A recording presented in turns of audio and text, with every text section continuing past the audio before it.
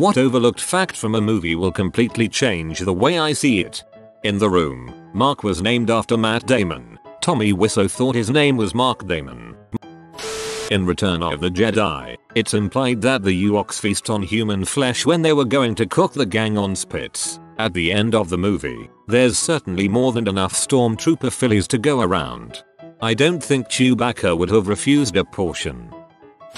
This one is a bit meta compared to what everyone else is posting, but Peter Pan is really just a demented childhood memory for the author. When he, the author, was 6 years old, Barry's, the author, next older brother David, his mother's favorite, died 2 days before his 14th birthday in an ice skating accident. This left his mother devastated, and Barry tried to fill David's place in his mother's attentions, even wearing David's clothes and whistling in the manner that he did. One time Barry entered her room and heard her say, "Is that you? I thought it was the dead boy she was speaking to," wrote Barry in his biographical account of his mother, Margaret Ogilvy, 1896. And I said in a little lonely voice, "No, it's no him, it's just me." Barry's mother found comfort in the fact that her dead son would remain a boy forever, never to grow up and leave her. The whole story is obvious a dark memory of Barry's childhood. His mother was bedridden with grief and clearly neglected him at a time when he couldn't fully understand why.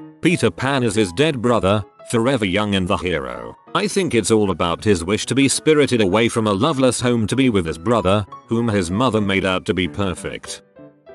Saving Private Ryan. In the beginning, when they are clearing out the trenches and bunkers after taking the beach, 2 German soldiers come out with their hands up and yelling, seemingly trying to surrender. They're both shot dead, and the American soldier says they were saying, "Look, I washed for supper." It was actually in Czech, not German. And the man was saying, "Please don't shoot me. I am not German. I am Czech. I didn't kill anyone. I am Czech." He was a Czech taken prisoner by the Germans and forced to fight for them. Made me sad when I learned that one.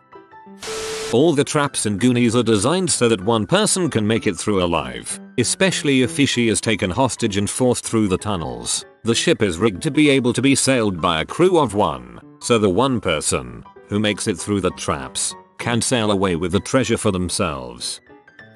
In The Dark Knight, the Joker tells Two-Face how he sees social order as the death of one being a tragedy only if the person is special enough, but that people who are expected to die don't get attention from others. He refers to this as being part of the plan and established order. In real life, Heath Ledger died before The Dark Knight came out and everyone talked about it. However, what a lot of people don't know is that Conway Wycliffe, a stuntman who worked on the movie, died as well when a stunt went wrong. The movie is dedicated to both men, but I don't need to tell you which one got more press.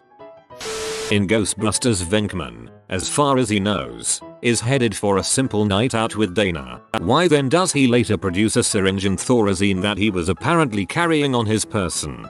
Dude, when you party with Bill Murray you just accept some things. In the movie Hook, the airline pilot who starts his address to the passengers by saying "This is your captain" is voiced by Dustin Hoffman, the actor who portrayed Captain Hook. It's a play on the old tradition, played straight in the Disney Peter Pan, that Hook also plays Wendy's father. Only one person died in the first Rambo, First Blood, and it was accidental.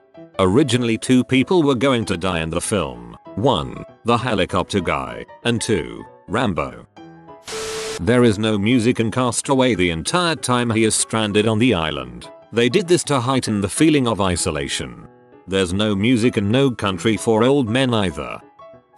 In Inglourious Bastards, the burning of the cinema at the end parallels the actual church burning by the Nazis at Oradour-sur-Glane, where women and children were locked within the building and burned alive. In fact, most of the movie sees us compelled to cheer on our protagonists as they commit war crimes and atrocities, scalping, carving foreheads, summary execution, etc. And we feel permitted to enjoy this because they are morally superior and justified in their actions given our knowledge of the vileness of their enemy and what they have inflicted upon our heroes. Yet this is exactly the pervasive mentality the Nazis used in reality to justify atrocities against the Jews and other minorities. In the movie Waterworld, Kevin Costner traded a jar of precious and rare dirt for a tomato plant, but the tomato plant was planted in a pot full of dirt. Silly merchant. He could plant anything in that jar of dirt. He could even plant a tomato. A lot of people watch the iconic scene in Singin' in the Rain and assume the cop and pedestrians react the way they do because it's simply weird to sing and dance in the rain. However, the previous scene sets the time at around 2 AM, so it makes more sense thinking they probably see him as a ridiculous drunkard who's finally going home after a night of binging. That's the most well coordinated and cognizant drunk man I have ever seen. Shaun of the Dead spoilers ahead. The entire plot is revealed at the start of the movie. We'll have a Bloody Mary first thing. Mary gets impaled and dies. A bite at the king's head. Philip is bitten. A couple. David D. At the little princess. Liz. A stagger. When they pretend to be zombies. Down to the bar for shots. Killing zombies. Double quote. How's that? In a similar note, every pub on the pub crawl in The World's End has a name that foreshadows what happens in that pub during the film. The entire plot of Home Alone is set into motion when Kevin gets into a fight with his family over spilled milk. Look what ya did, you little jerk. Fight Club. When Tyler Durden calls the narrator back in the phone booth, the camera slowly tracks in towards the phone. On the left of the phone, a notice can be seen saying no incoming calls allowed. When Tyler and the narrator are on the bus, the long-haired guy pushes past Tyler without a word, then says excuse me as he pushes past the narrator. When Tyler and the narrator hit the first car with baseball bats, Tyler hits first, but the alarm is triggered only after the narrator hits, so men are littered throughout the movie. Also, after the car crash, you see Tyler pulling the narrator out of the driver's side. In Kill Bill, Volume 1, the bride kills 100 people. In Kill Bill, Volume 2, the bride kills only one. In Pinocchio, there's a group of men kidnapping boys and somehow magically turning them into donkeys, and absolutely nothing is done to stop this. And it's not like the consequences of it go away. Pinocchio keeps the donkey ears and tail for the duration of the movie. The movie just ends and everyone forgets that this is still happening. Kind of a dark ending there, Disney. I always liked the allegory of that scene. If you do whatever you want all the time, drink, smoke, frick about, you'll turn into a complete jackass. In The Fifth Element, the bad guy, Zorg, and the hero, Corbin Dallas, never actually meet or even really know about each other. In fact, Corbin works for, and is fired by Zorg, via the cab company. The closest they get to each other is getting into out of elevators on the cruise ship just before it blows up. That is what is most interesting about The Fifth Element. Zorg only vaguely knows Corbin as the guy they were trying to replace as radio contest winner and probably didn't even remember his name. Corbin has zero knowledge that Zorg is one of the people fighting against him. Ariel from The Little Mermaid can write in English. We know this because she signed her name, quite beautifully, on a contract after she read it. So why the heck didn't she attempt to communicate via written word with Eric? Instead of writing in the sand, she immediately resorts to clumsy ass charades. Dear Landwalker, I am a magical mermaid stalker who gave up my fishtail to be with you. Please marry me immediately and bone me in this magical vag I have suddenly developed. In the 1990 version of Total Recall, the character Quaid, played by Schwarzenegger, gets a dream implant and either gets a girl and saves the planet by making Mars's sky blue, or he has a psychotic episode from an implant that went off course and is lobotomized. The movie was apparently designed to be specifically unclear which, so the viewer is compelled to see the movie multiple times. The tech who sets up the implant, prior to a possible psychotic episode caused by the procedure, says of the implant that's a new one, blue sky on Mars.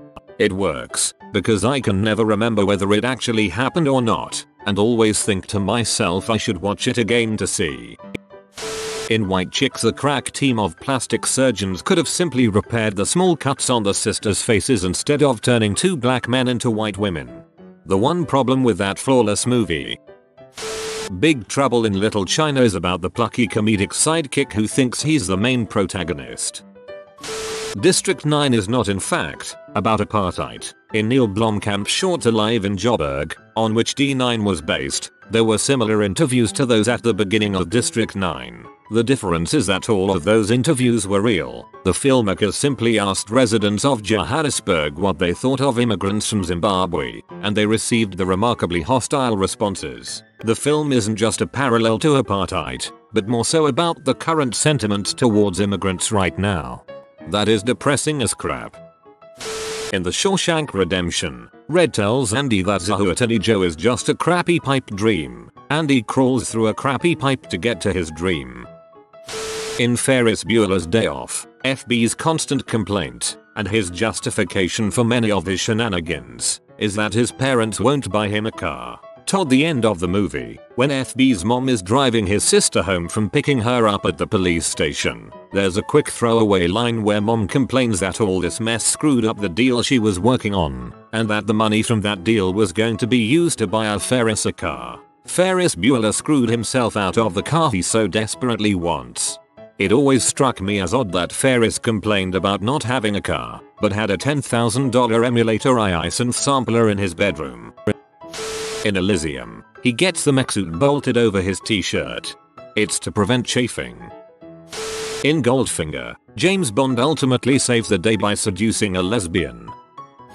In Independence Day, one often mocked scene in the movie is when Jeff Goldblum uses a regular old MacBook to hack into the alien ship and disable with a virus. The obvious question is, how the heck did they do this? It's simple. They cut a scene out, God knows why, where it was explained that all of our modern technology, computers, microchips, everything, was all reversed engineered from the crashed fighter, hence why Goldblum was able to hack into the alien ship. He knew the code already. Once you know this fact, those entire scenes make sense.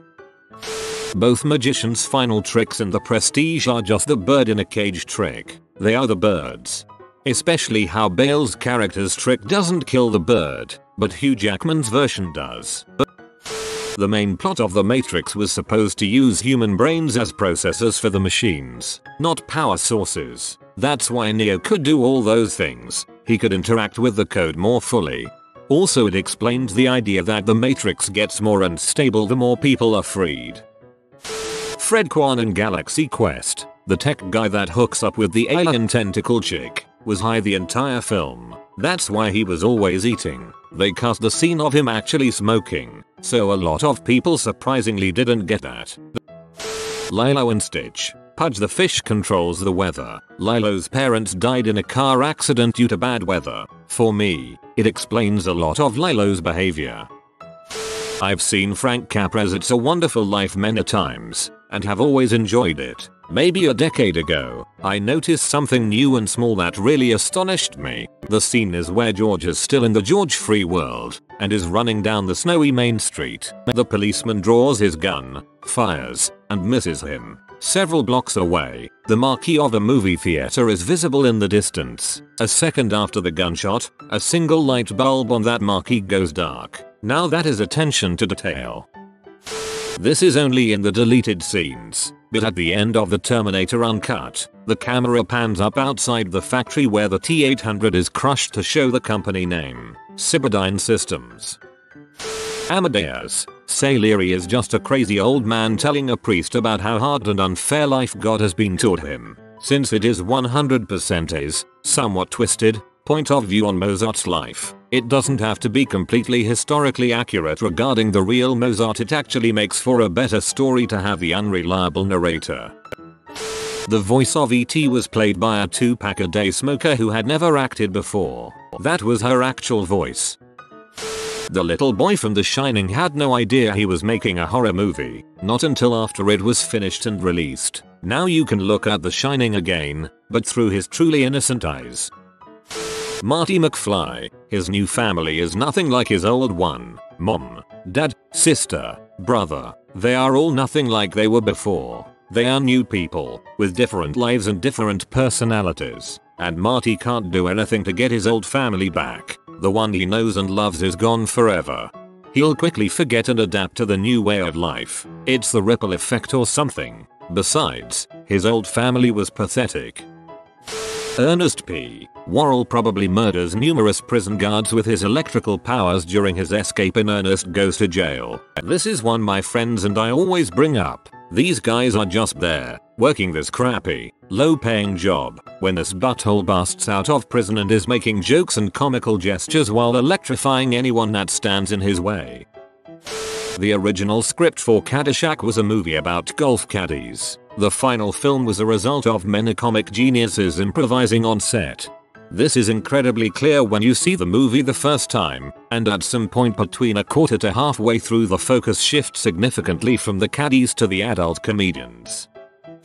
In the original Star Wars saga, the stormtroopers only appear to be a bad shot because Vader wants Leia captured alive. If you notice in the intro scene of A New Hope, the stormtroopers easily board their ship and wipe out the rebel forces, along with the Empire Strikes Back, when they easily push rebel forces to retreat from Hoth and their previous base.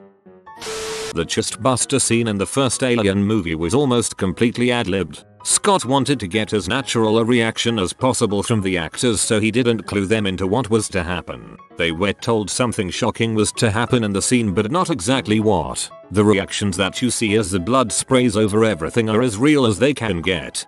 Man, that must have been a big surprise for John Hurt.